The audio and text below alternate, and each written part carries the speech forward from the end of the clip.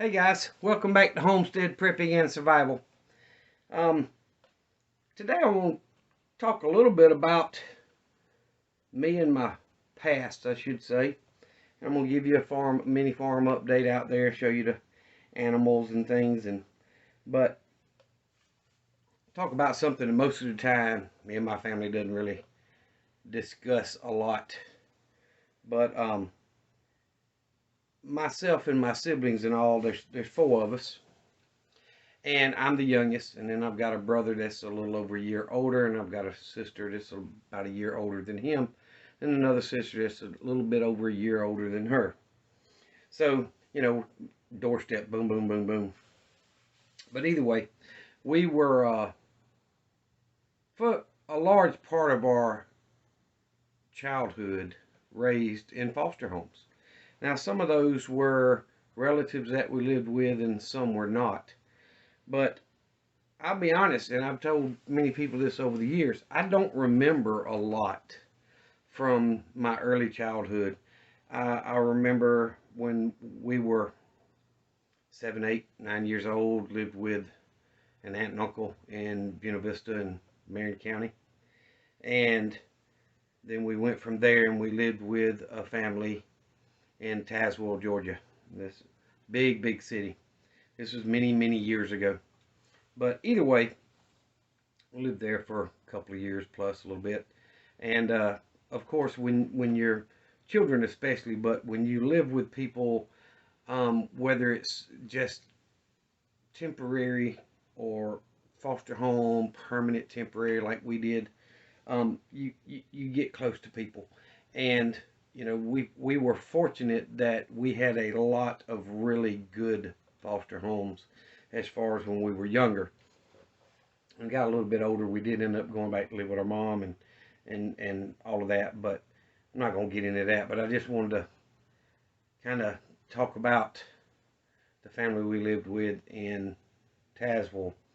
We have not spent as much time visiting them since we left there as many of us would have liked, but we have kept in touch. And about 6 years ago, the foster dad passed away. Really, really good man. One of the best men you would have ever known.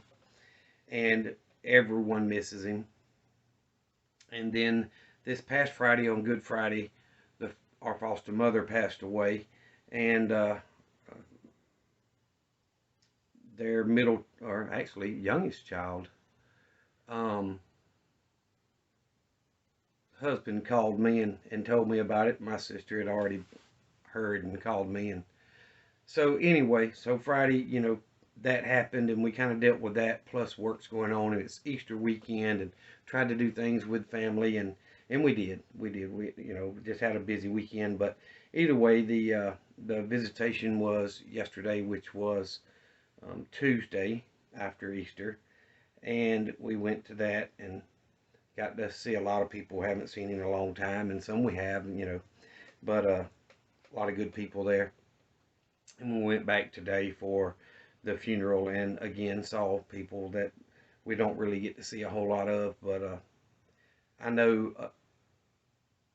my foster sister Jenny and her husband Alan, they, or at least he tells me, they watch my videos. So anyway, if y'all are watching, I love y'all very much. You are family, regardless of the bloodline. It doesn't matter. Um, she'll always be my sister, and Alan's a brother. So love y'all very much, and you know where I am when you need me.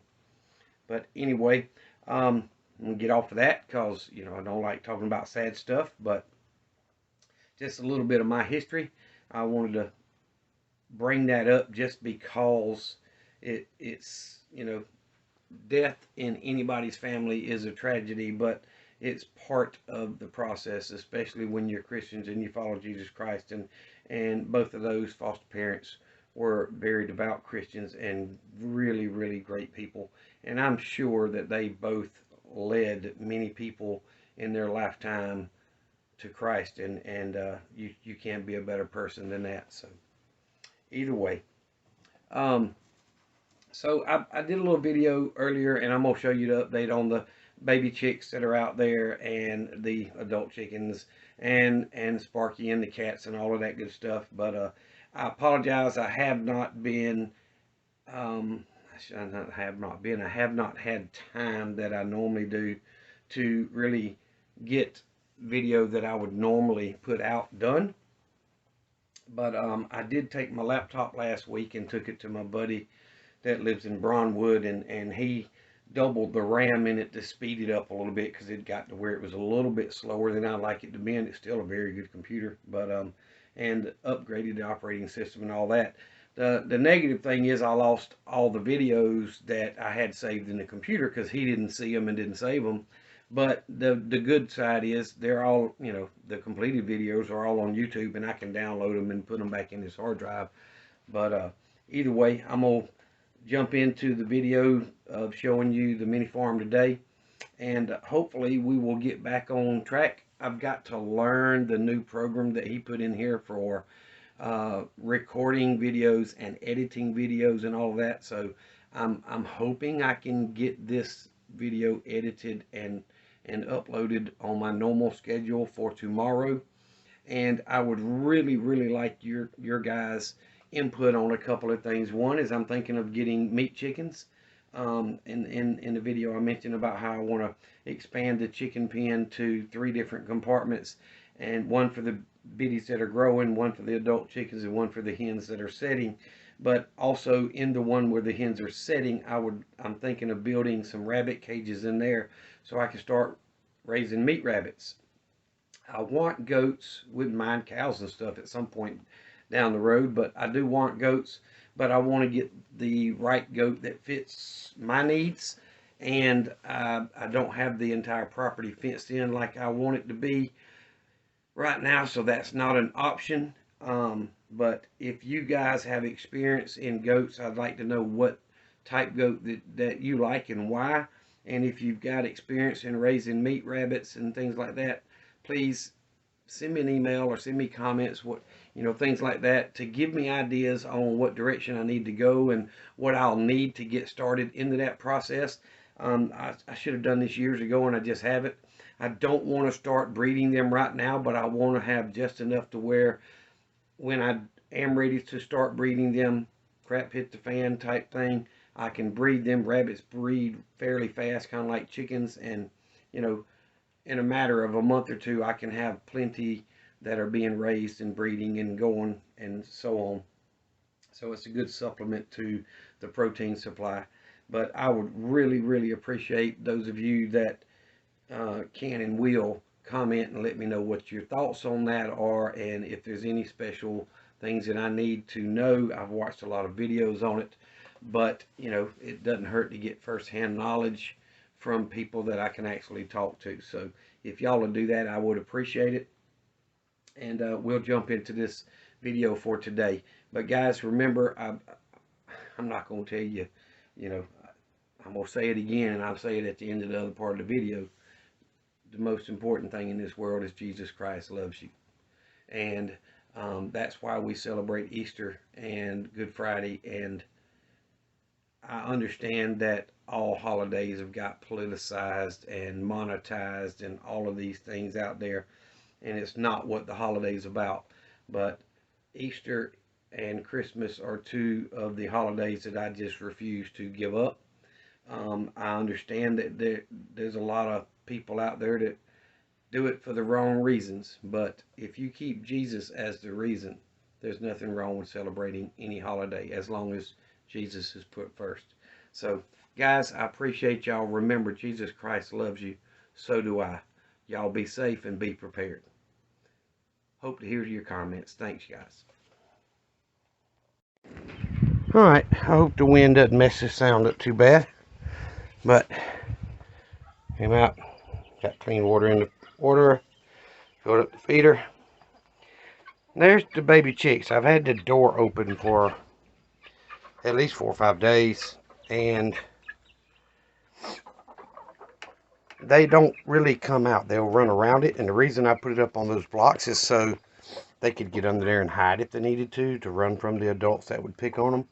Trying to let them get acclimated and used to each other. I know they're a little small, but they've gotten quite a bit bigger.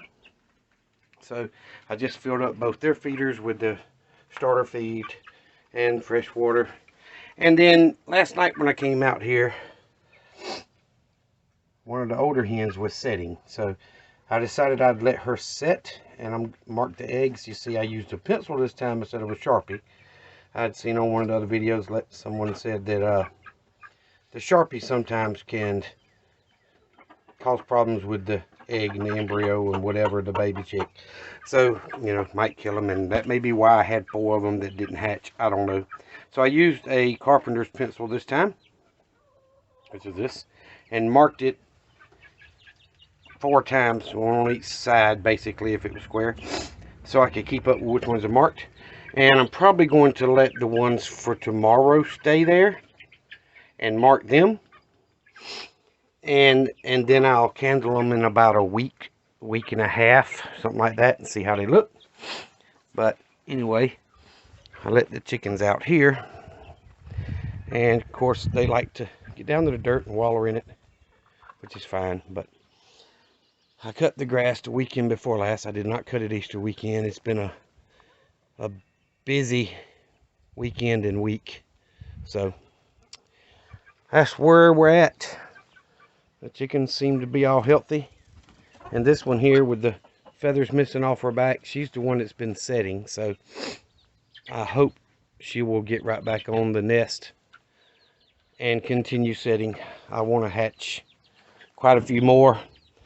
I've got some metal coming. I'm going to use metal instead of wood because I'm not paying $50 a sheet for OSB. And I'm going to end up framing up this pen to match the size of the yard here, so I've got a place for the biddies as they grow up, and I've got a place for the hen that's setting, and then I got a place for all the rest of the chickens. So that's kind of the idea, but I got to get to where you can afford to buy lumber, so we'll wait on that a little bit. And anyway, let me get out of this chicken pen and get it latched. It's really not that hard to latch, just some days it whoops my butt. Oh, like that. I just missed. Y'all see that? Top and bottom hooked right in. Boom. Alright. So I took the bottom out of the kennel that I've got the biddies in, just because they make an absolute mess and you have to change it. So now they can kind of get under that kennel and hide from the adults so they don't get picked on. You see how they're doing that? They're outside the kennel, actually 3 of the 4. I put it to where it's small enough they can run around it and under it, but the adults can't, so it gives them a place to hide. So anyway, I'm going to have to get, which is probably going to be a little while, but I'm going to have to get these poles slid down some if I don't get them in the ground soon, so that I can do the chicken pen the way I want to. But they seem to be doing well. So I'm gonna walk up here and check on Sparky. And I know I filled his feeder up, I think Monday. Might have been Sunday, but I think Monday. And we'll check his water bucket, see if I need to fill it up. I may need to wash it too, but what's up, buddy? What's up, buddy? Sit. Stop jumping. Sit. Sit. There we go. Sit. Quit being stubborn. Sit. There you go. Look at him. Big old healthy boy. You don't see that backbone or ribs or nothing. He says, I'm good. Yep. Feeder's still pretty full. So, put your feet up here. Put your feet up here, not on me. Come on. Jump up here. Up here. Good boy. Good boy. He says, hey, breathe right in the camera so they can hear you. Huh? Yeah. I know. I need to wash your bucket. Fill it up. Alright. He only scratched me a little bit today. Oh, I gotta cut grass again. And I'll probably do it before this weekend. just because I don't like to go 2 full weeks. It gets a little tall. Early in the season, it's not as bad. But in South Georgia, if you go 14 days, it's tall. So this is will be the second cut. And it's not going to be too bad if I go 2 weeks. But you definitely do not want to go 2 weeks after that second cut. It's just going to be way too thick. So I'll get on the mower today or tomorrow, Wednesday or Thursday, and try to get that going. It doesn't take me but about 2 hours. But anyway, here's your little mini farm update. Animals seem to be doing well. There's the old stray boy cat hiding right there. He's been in fights again. Both sides of his head's all messed up, but I've already fed them. And he's eat. And now she's still eating, and she'll go back 4 or 5 times. But anyway, I need to weed eat. I need to cut grass. I need to come out at night and armadillo hunt. They're digging up here around the edge of the house. I can't stand the things as it is. It's the one animal I absolutely hate. And come out at night this weekend probably with the old 1022 and put some holes in their butt. But anyway, hope y'all are having a great day. I hope you had a great Easter. And I got a lot to do and a long ways to go. So y'all remember the 2 things I always tell you. Jesus loves you, and so do I. Be safe. Be prepared.